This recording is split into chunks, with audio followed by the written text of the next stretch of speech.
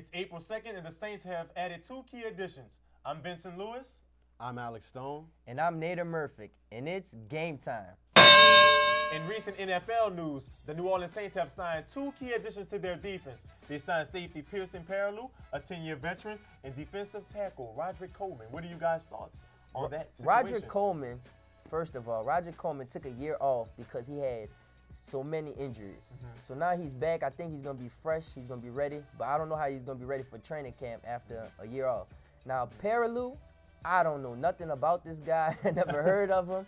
In my opinion, I think the only reason why they signed him is because he's been under tenure with Greg Williams, the defensive coordinator, with 3 teams, like you said, Tennessee, Washington, and Jacksonville. Right. So he'll bring some depth, but I don't know. I don't really think it's fair that you blame the trade on a coach because, I mean, this guy is a 10-year veteran.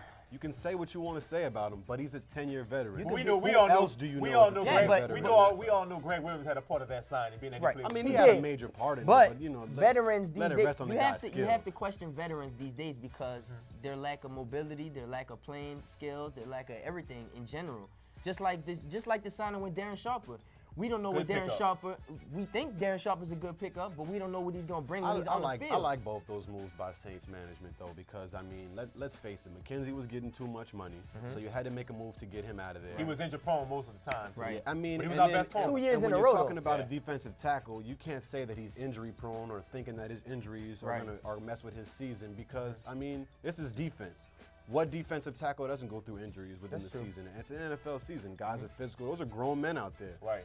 300-pound grown men at that. And also in NFL news, Roderick Coleman has 58.5 sacks. If he can bring that much sacks to the defensive line, we know he can stop the run. And added depth, then we'll be straight on defense. Yeah, he's a beast, but let's not forget about, I mean, Michael Vick agreed to pay back $6.5 million. $6.5 million. That's a lot of money. That's a lot of money. That's a lot of money. That's a lot of money. And now he's got to be reinstated first, and then he's going to be traded. Where do you guys think he's going to be traded to? Well, me personally, being that the Detroit Lions have maybe 11 draft picks this season, upcoming draft. That's true. I think Michael Vick will sit in well with these rookies because he's fast. He's a good quarterback. You know, he'll fit good in with the Detroit Lions. I don't think so. Because first of all, Michael Vick has to get reinstated first, on top of that. And second of all, when he does get reinstated, I think the team that'll go after him is San Francisco 49ers because the defense. Alex Smith really hasn't been, stepping up to par as he's supposed to, being a first-round pick. I think, what you think about Sean Hill? Sean Hill, he brings some leadership and depth, but you still need that young person so you could groom to get for the later future.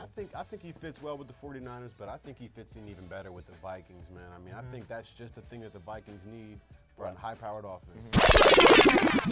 Well, in NBA news, the Hornets are on a 3-game win streak. They beat the San Antonio Spurs. And how about that Sacramento Kings big shot game? Let me tell you something. Rasul Butler hit the game-winning shot. Yeah, it's all good, fine and dandy. But they play the Sacramento Kings. They're supposed to blow these people up about 20 points, 30 points. But the Sacramento Kings give everybody problems. They have good. It doesn't matter. They have given everybody problems. They don't even have Salmons. They're not anymore. even a playoff What team. big name player do you see? Well, y'all have to look at the bright side. All of their shots were contested. The Hornets was playing good defense. All right, let me tell you this then. If the Hornets are getting ready to go to the playoffs and they can't even beat a non-playoff team, how you think they're going to contest with the teams that are going to the playoffs and that they will face in the playoffs? But they also have a health issue with Pedro Stojakovic and Tyson Chandler. It doesn't matter. That's why they have a bench. The people on the bench are supposed to step up and are supposed to be ready to fill those shoes. For them to be playoff ready, I mean, they need bigger performances out of David West and Tyson Chandler, hands down. Well, David West has been stepping up. He had 40 points on a sore ankle. He had 40 points on a sore ankle, but has he been consistent? Yeah, he gives you 20 points. He gives you 20 points a game. He's consistent. That's with the whole team, though. The whole team has to be consistent right now and into getting to the playoffs. Well, what do you think about Hilton Armstrong filling in for Tyson Chandler? He's been very good lately. Hilton Armstrong rebounds good, but he has no shot whatsoever. Yeah, no you shot. have to have a shot, especially if they're looking for him to score points in the paint. He has to have a shot. If he doesn't have a shot, then where's the points in the paint gonna And come his from? free throws, they going down.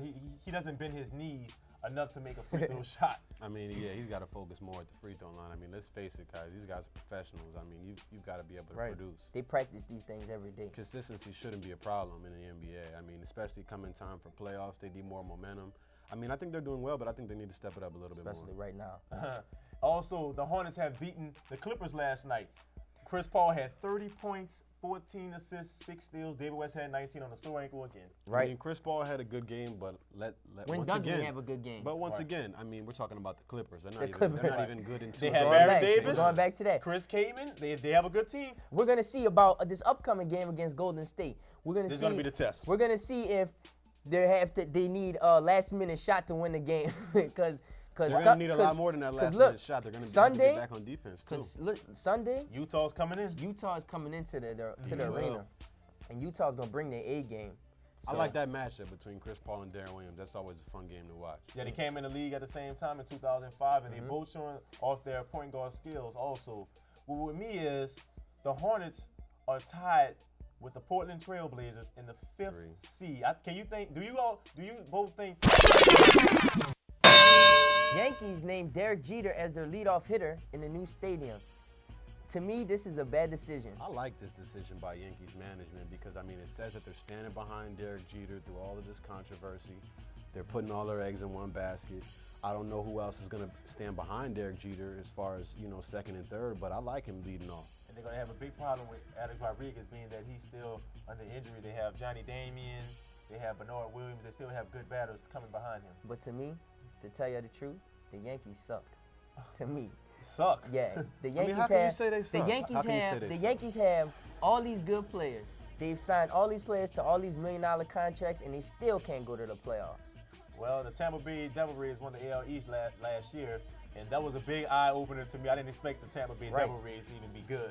I'm stuck on your statement about the Yankees suck because, I mean, how can you say the Yankees suck? They're the face of baseball. Everybody knows about They're the Yankees. face of baseball, but they're not doing nothing. They're not doing nothing to they've got a bunch of high-paid baseball. athletes, but I mean, I think you can expect big things from the Yankees this And then on top of that, they have Alex Rodriguez on the steroids, and you know what I'm saying? Like, I don't know. I just don't like it. I mean, that was what, 3 years ago? That was 3 years ago.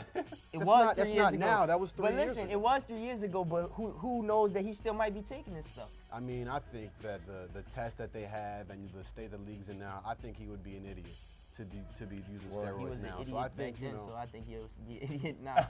I mean, that's your opinion, but I think we can expect, I mean, quote me if I'm wrong, but I think we can expect big things from the Yankees this year. We'll see. Yeah, the AL East is very tough this year. Also in Major League Baseball news, Gary Sheffield is talking with the Boston Red Sox. Yeah, he just got released by the Detroit Tigers, and he's signing with the Red Sox. Former Yankee player. Yeah. The Red Sox, if the Red Sox sign him, that'd be a good acquisition for the Red Sox. Well, I think Kurt Schilling is going to really be missed by the Boston Red Sox, being that he was their guy, he was their leading pitcher in their rotation. I think he's going to be missed. Yeah, like I said before, I like the Yankees, but what we haven't talked about is what do you think about Manny in LA? I think you can expect big hits from that guy. He's got a heavy bat. Last week's show we talked about $45 million on 2 years. He had a problem with being that he was old. He's too old to get that much money.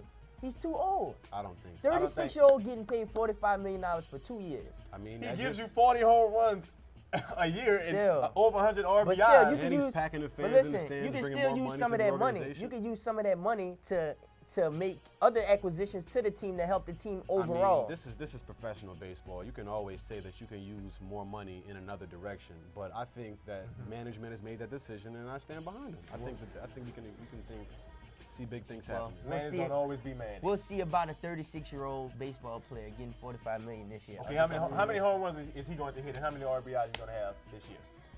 He better have something getting paid that much. Well, that wraps up this edition of Game Time. We'll be back next week.